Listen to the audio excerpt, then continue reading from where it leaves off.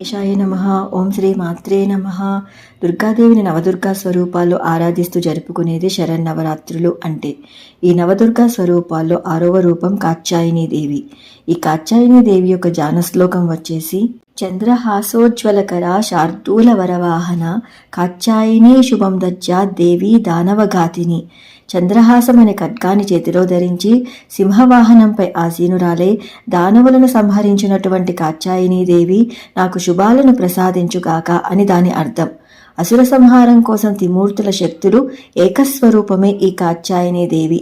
కాత్యాయన మహర్షి కోరిక మేర ఆయనకు కూతురుగా ఆవిర్భవించిన తల్లి ఈ కాత్యాయని దేవి.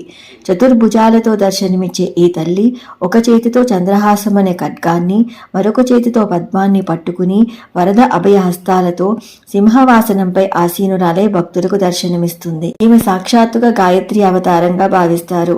శ్రీకృష్ణుని పతిగా అనుగ్రహించమని గోపికలందరూ కాత్యాయని వ్రతం ద్వారా ఆరాధించిన తల్లి ఈ కాత్యాయని మాతనే.